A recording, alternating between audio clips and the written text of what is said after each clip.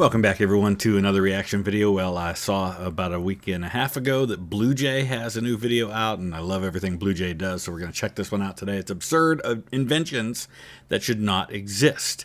Thought it might be a nice change of pace. We've been doing a lot of American Civil War and presidential history lately, so I'll put the link down in the description so you can check it out. BlueJay is well on his way to 1 million subscribers, and well-deserved, I think. So, gonna enjoy this one. Let's dive in.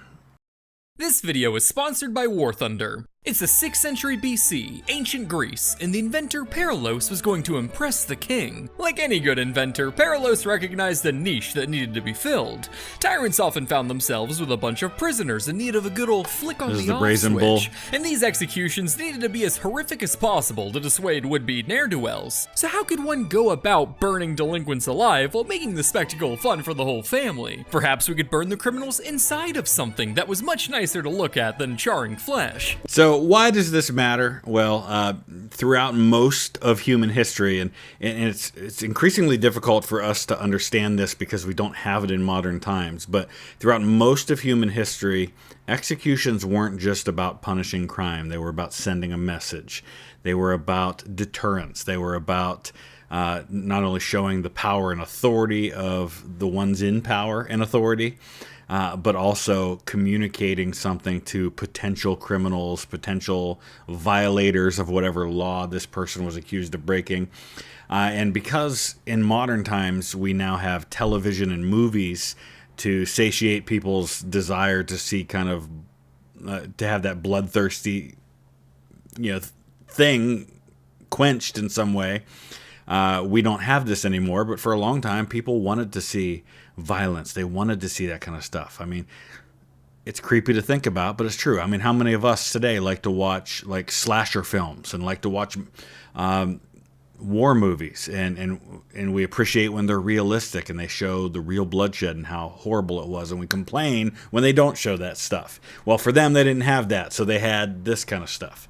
Well, if we learned anything from Fisher-Price toys, it's that kids love their animals. But if we learned anything else, it's also that the bull doesn't go, "Oh, it burns! It burns!" So after snapping some synapses of his sinister little Satan cerebrum, he invented the brazen bull, a bronze statue of a bull that sits over a fire with just enough space inside for some criminal stew. However, the real human meat and potatoes of the device was in the statue's snoot, an acoustic series of tubes that would convert the screams of the poor ingredients inside into a sound like the bellows of a bull. With his prototype complete, Perilos pitched his beast to the ruthless King Phalaris of Acrogos. And this leads me to another bit of advice. If you're dealing with someone who's ruthless and unpredictable, don't be surprised when they turn that on you, as he's about to find out. Claiming the screams of the condemned would bring pleasure to his ears. And I guarantee you, the screams of the damned coming out of this puppy will be sick as hell. No way. Yeah way. Check it. Holy shit, that's awesome! Guards, put that on a repeat for me. What? Disgusted by Perilos' description of the device, Phalaris tricked Perilos by asking him to demonstrate the horns, locking him inside, and setting fire underneath the bull to hear the inventor's quite genuine demonstration. Before getting too medium well, the tyrant's tender heart decided to show mercy, freeing Perilos from the brazen bull and throwing him off a cliff. The tale of the brazen bull is difficult to verify. So this is one of those ones that I think people just accept that it's true without there necessarily being a ton of evidence. So, listen, you're going to find a lot of things in history are based on a single source that is not necessarily verifiable or even very trustworthy.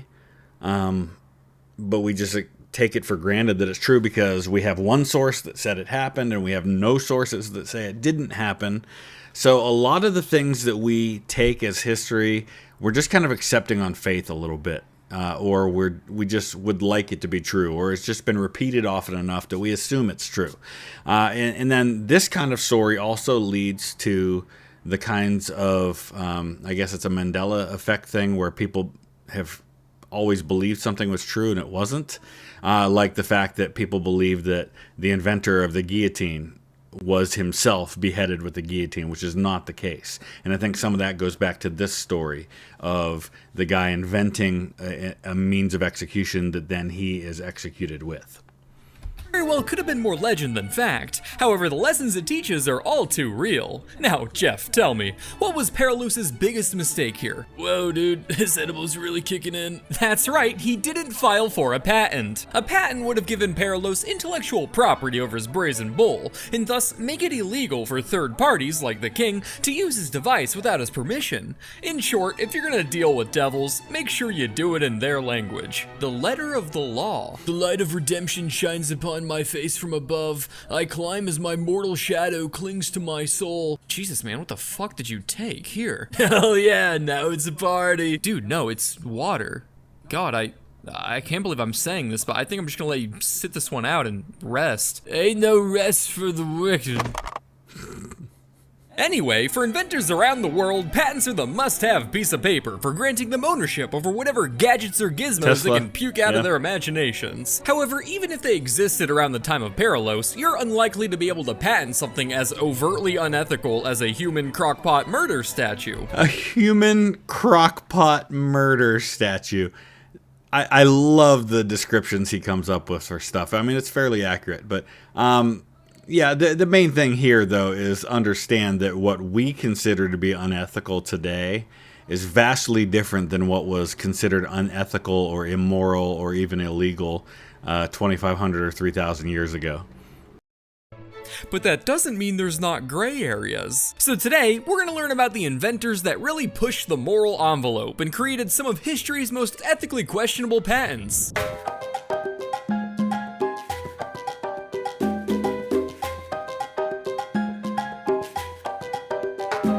In 1927, there once was a bright mind in California who shared a hobby with yours truly. Punishing naughty boys. Helene Adelaide Shelby was on a mission to solve the problem of the high number of retracted confessions plaguing the criminal justice system. What good was arresting naughty little boys if so many of them evaded being chained up in a cell, Helene thought. Therefore, our hero decided to target this issue at its source, the interrogation room.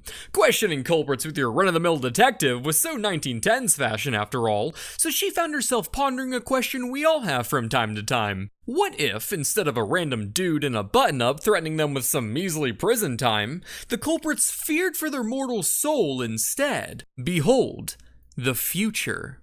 The suspect, believed to have killed a man in cold blood, nervously inches his way into a dark room, the door slamming shut behind him. The space before him is chillingly empty. So, her invention was a torture device? I don't know where this one's going. The last one, I knew it was going to be the brazen bull, but I have no clue on this one. Save for a single curtain draped over the far wall. His breath catches and heart pounds as chains clink taut, lifting the curtain and revealing his guilt. The skeletal remains of the very man he murdered, standing once more before him. A shroud of ominous light radiates from the bloodlusted red light bulbs in his eyes.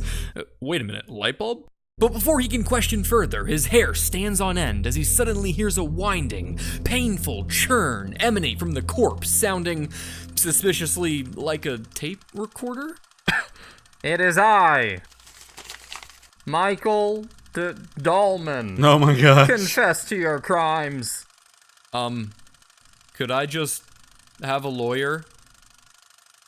Fuck. Helene filed a patent for an apparatus for obtaining criminal confessions and recording them.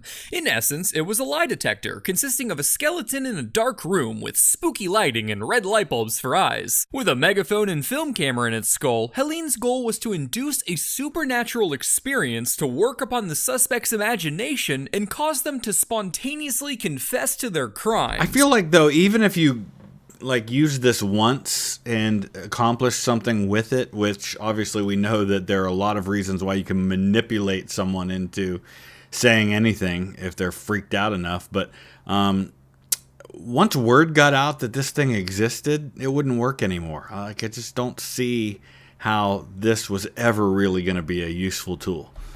And honestly, not a terrible idea. Compared to the last one, the brazen bull, to me, that's a huge deterrent to whatever crime it was trying to prevent, right? I don't want to end up in the brazen bull. After all, the fear of supernatural punishment works for Catholic boys in confessional booths, but that was because of a different kind of bone. Now, is it immoral to patent a device whose primary function is essentially psychological torture? Sure, but that's only a problem if you're using it on people. These are criminals. But regardless, there doesn't seem to be any evidence that this was ever actually built and used, which is probably a blessing in disguise, as it's pretty much the poster child for a coerced confession. Criminals aren't quite people, as we've learned, but believe it or not, they are still good for one thing. Their bodies. Yes. No, I don't just mean the bountiful slave labor they provide for pennies on the dollar in the land of the free. I'm talking about their corpses. And if you're not familiar, I mean, this is absolutely true. A lot of prisons use, for example, prisoners might be doing, you can get jobs inside of a prison, and you might get 10 cents an hour or 20 cents an hour for your work. It gives you something to do during the day, gives you a chance to make a little bit of money, but what it really does is it gives an opportunity to use really cheap labor to make, license plates or to do whatever work there is. So it is legal by the Constitution, according to the 13th Amendment, which allows for that sort of thing, but it's obviously ethically questionable to a lot of people. With medical schools booming post-American Civil War, the study of anatomy and dissection on cadavers was growing in demand. And if you were one of the up-and-coming surgical students looking to slice and dice in a way that suffice, you needed a steady supply of legal corpses in the form of donors or executed criminals. But unfortunately for them, the demand had begun to outpace the supply for corpses, so it looks like they're shit out of luck. Now, he mentions the Civil War, but a lot of when this was going on actually predates the American Civil War. It's much more like a 18th and 19th century thing, especially early part of the Victorian era. What's that, Timmy? Oh, sure, go for it. Oh, well, this solves everything. The illicit body snatching trade was at an all-time high in the late 1800s, providing perfect, albeit slightly not late 1800s, I'd say more early 1800s, like this image here is from 1847. I mean, it was still going on then. There's a classic example from, I think, the 1870s, when Congressman John Scott Harrison, who was the son and father of presidents, he was the son of William Henry Harrison, father of Benjamin Harrison, when he died, his body was snatched, and they ended up finding him on a meat hook. But when a lot of this is going on, especially in the UK, it was really popular, where people were digging up fresh corpses, but also sometimes murdering. Like, you have the famous Burke and Hare case, where they were actually killing people to get the bodies. Composed bodies for all your student slicing needs. And so naturally, this also opened a market for the anti-body snatching trade. Enter Philip K. Clover, an Ohio artist who got to work theorizing ways to shoot body snatchers in the foot. What if I shoot them in the foot? Introducing the coffin torpedo. Patented in 1878, the invention sought to, quote, prevent... So some of the other things that were being used, like you can go, for example, to Edinburgh, Scotland, and you see great examples in the Greyfriars Cemetery there of mort safes, which were like cages that were built into the grave so that you couldn't dig up the grave, because it was like built with a cage that was cemented in, and there was no way to get it. You also see towers around that cemetery where you had guards with guns who were guarding the cemetery, not to keep people out, but to keep people from taking bodies out. The unauthorized resurrection of dead bodies. To do this, an explosive would be rigged underneath the coffin lid with a tripwire, so that when a would-be thief took a gander inside, they'd be met with a mouthful of lead pellets, increasing the body count in the grave. Why bother trying to change a criminal's heart when you can just remove it? Obviously, this would be an excellent deterrent for any aspiring grave robbers. So long as you're careful about when you set it. So that one looks like it was dated October 8th of 1878, so this is more of a, like, toward the end of the 19th century sort of thing. Hey, it's supposed to be an open casket. Wait! Jeffrey! No! Hey, it's supposed to be an open casket. Wait! There was also the grave torpedo, patented in 1881, but instead of a 12-gauge makeover hidden inside the coffin lid, this one was pretty much just a landmine buried above the coffin. A pretty brutal deterrent, only made more fitting by the ominous advertisement for the device stating, "Sleep well, sweet angel, let no fears of ghouls disturb thy rest, for above thy shrouded form lies a torpedo, ready to make minced meat of anyone who attempts to convey you to the pickling vat." Now understand that at this time in history, the term torpedo doesn't mean what we think of it today. When we think of a torpedo today, we think of like an underwater missile that shot out of either a submarine or shot from the deck of a ship and into the water. Torpedoes it was a much broader term that included mines, for example. So a landmine like this that was underground would be considered a torpedo by that time period. Description that comes off a little too eager for gore, in my opinion. So I wouldn't be surprised if this guy spent many a night hiding in cemeteries to see if his device worked. Yo boy, here they come! So, this is it? Yeah, I can't believe it. We did it, George. We finally found my father's grave after 10 long years. I'd just about given up hope, but I knew how much he wanted me to have the Peters family locket that he was buried with. It's been in our family for 145 years after all. Myself and my 8 young children, all under the age of 9, half of which who have disabilities, will be so thrilled to have this locket back in our family. I'm their only source of support left after the tragic passing of their mother and all What is this random story that he's talking about? Relatives in a series of horrific accidents. They could really use a pick-me-up. Speaking of, can you help me pick this up? It's unclear how widespread these devices were in their time, but there were reported cases of them killing or injuring a number of robbers. Really? So they actually worked. Mount Vernon, January 19th. This is Mount Vernon. This is Ohio, Mount Vernon, Ohio. That's down in southern Ohio. A report reaches here that on Monday night, 3 body snatchers, while attempting to rob a grave near Gann, this county, met with a fatal accident. The story goes that while excavating the grave, the picks came in contact with a torpedo, which exploded, killing one of the ghouls. Ghoul was a term used for grave robbers. Named Dipper, and mangling the leg of another whose name could not be learned. The third party was occupying a sleigh as a lookout, and after the accident succeeded in getting his disabled companion in the sleigh and driving off. So that's from the Stark County Democrat, a Canton paper in 1881. However, innovations in refrigeration would soon curb the corpse supply problem, so these devices would be rather short-lived. And good thing they were, because I doubt OSHA would be too fond of having cemetery workers basically stare a live Victorian claymore in the face as they carefully lower it 6 feet into the ground without any sudden movements. But enough about people at the end of their lives. What about the beginning? The wonder of childbirth is said to be one of the most beautiful moments you can ever experience. I don't say that. I find it C tier at best, but maybe we can make it better. Have you ever been giving birth and thought to yourself? It definitely is. If you're a parent, it's a once-in-a-lifetime experience, or multiple times if you're lucky like I have been. There's nothing quite like it, the birth of your child, especially if they're healthy and well and everything goes as it should. Not enough G-force. Well, back in the 1960s, George and Charlotte Blonsky sought to spin things up in the baby delivery meta by literally spinning the woman up, submitting a patent for a, quote, apparatus for facilitating the birth of a child by centrifugal force, seeking to reverse the decline in We're gonna spin so that the baby goes flying out because it uses centrifugal force? Wow. In maternal mortality rates, the idea was to strap an expectant mother to a table shaped like a foreshadowing crucifix, pull a lever, and then spin the poor woman on the most painful day of her life until the baby pops out into a net, delivering a baby and giving it its first crib. Now that's what I call killing 2 birds with 1 stone. Except the birds are people. And a mother and child. Now, you might imagine the Blonsky couple must have come up with this idea based on their own childbirth experiences. No, they were childless. Instead, they got the idea from a zoo, where they watched an elephant spinning around in labor. Wow, nature is beautiful. Sir, do they always do that? I don't know, when I think of animals giving birth, all I can think of is that scene from Ace Ventura 2, where he's trying to squeeze out the back of the fake rhino, and they're like, "Look, honey, it's giving birth." And Ace Ventura is all, "It's warm in the rhino." Oh my gosh, that scene kind of scarred me. What?